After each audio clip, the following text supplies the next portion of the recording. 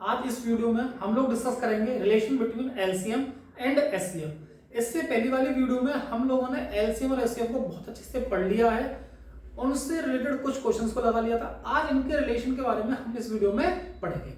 अगर आप बोर्ड पे देख पा रहे हो बेटा, मैंने सबसे पहले एक फॉर्मूला लिखा हुआ है। ये फॉर्मूला क्या कह रहा है? प्रोडक्ट ऑफ टू नंबर बराबर एलसीएम इंटू एचसीएफ। इसका क्या मतलब होगा कि आपको कोई दो नंबर दे रखे होंगे और उन दोनों नंबर का प्रोडक्ट वो बराबर होगा एलसीएम इंटू एचसीएफ के। इसके लिए देखो मैंने क्वेश्चन लिखा हुआ है। इस क्वेश्चन को हम लोग इस फॉर्मूला से कैसे सॉल्व करते हैं एक बार देखते हैं। देखो यहाँ पे हम लोगों को दो नंबर दे रखे हैं, एक 96 दे रखा है और एक 404 दे रखा है। तो मैंने पहले नंबर को लिख लिया। इस फॉर्मूले को मैं इस फॉर्मूले में लिख सकता हूँ सॉल्यूशन के तौर पे बेटा। अगर मैंने इसको लिखा तो इस फॉर्मूले में लिख सकता हूँ first number into second number बराबर में एलसीएम इंटू एचसीएफ। मेरे को यहाँ पे नंबर दिए हुए हैं 96 एंड 404। अब मुझे अंदर क्या चाहिए? एलसीएम चाहिए बेटा। एलसीएम चाहिए तो देखो मेरे को, मैंने एलसीएम को मान लिया यहाँ पे x, लेकिन मुझे एचसीएफ लगा करना 4, मैंने इंटू 4 कर दिया। अब देखो x के साथ में ये मल्टीप्लाई में एरा किसका हो जाएगा? डिवाइड का हो जाएगा। तो मैंने 96 इंटू 404 को डिवाइड कर दिया 4 से, तो बेटा बराबर किसका रख दिया? x के। अब आपने इसको सॉल्व किया, देखो 4 से इसको आपने काटा तो ये आ गया 24। अब आपने 24 इंटू 404 को मल्टीप्लाई किया। देखो 24 से 4 को किया तो 96, 9 कैरी गई, 0 से क्या 9 यहाँ आ गया। फिर आपने बेटा 24 96 तो 24 से कितना हो गया? 96। तो x की वैल्यू मुझे यहाँ से कितनी मिल गई? 9696। या मैं ऐसे कहूँ बेटा, इस क्वेश्चन का जो हमें एलसीएम मिला वो कितना मिला? 9696। ये इस क्वेश्चन का क्या होगा? एलसीएम हो गया। सेम।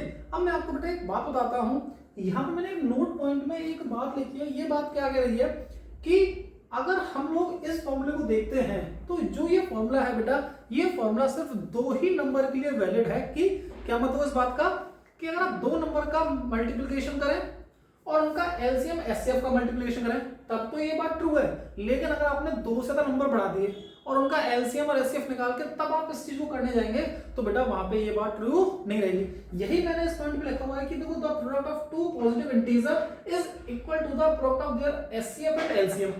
आगे देखो क्या लिखा है? बट देखो मैं इसको बेटा अंडरलाइन कर देता हूं और मार्क कर देता हूं। But same is not true. देखो ये जो नॉट ट्रू लिखा है ना, same is not true for the 3 और मोर पॉजिटिव इंटीजर। इसका मतलब क्या हो गया कि जो ये फॉर्मूला है ये सिर्फ वैलिड है आपके दो नंबर के लिए।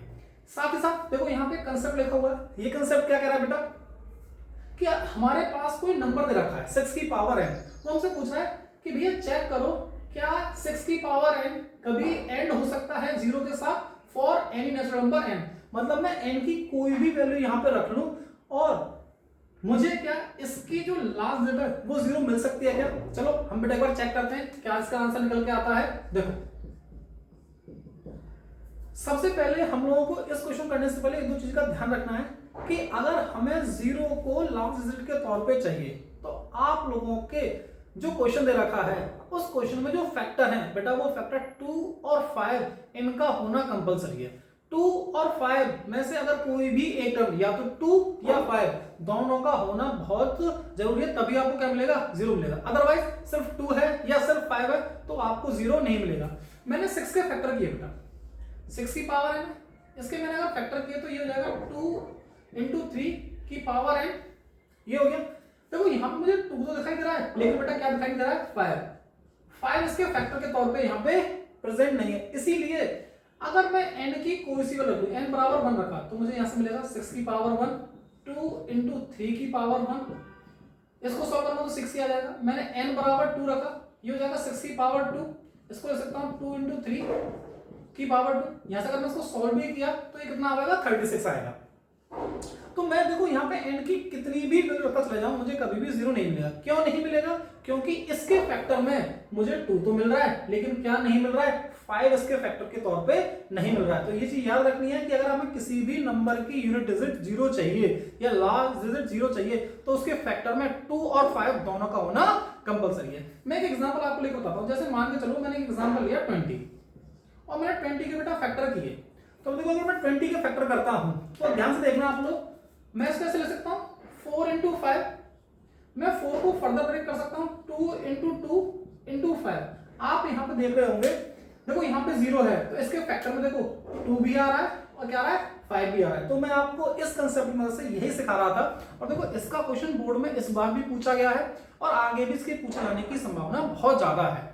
तो याद रखना है कि जब भी हम किसी नंबर का ये चेक करेंगे कि उसकी यूनिट डिजिट जीरो बनेगी नहीं बनेगी, तो हम लोगों को सबसे पहले क्या चेक करना है कि उसके फैक्टर में 2 और 5 दोनों नंबर आ रहे हैं या नहीं आ रहे हैं। अगर दोनों में से एक आ रहा है तब भी नहीं बनेगा, दोनों का आना कंपलसरी है। इन्हीं दोनों टॉपिक से जुड़े हुए बेटा मैंने कुछ क्वेश्चंस आपको दिए हैं। इन दोनों क्वेश्चन के आंसर आप कमेंट सेक्शन में लिखेंगे। अब अगर बेटा आपको हमारी ये वीडियो अच्छी लगी हो तो आप हमारी इस वीडियो को लाइक कर सकते हैं, चैनल को सब्सक्राइब कर सकते हैं और ऐसे ही और अच्छे कंटेंट को पढ़ने के लिए आप हमारे इस पेज के साथ बने रहें। धन्यवाद।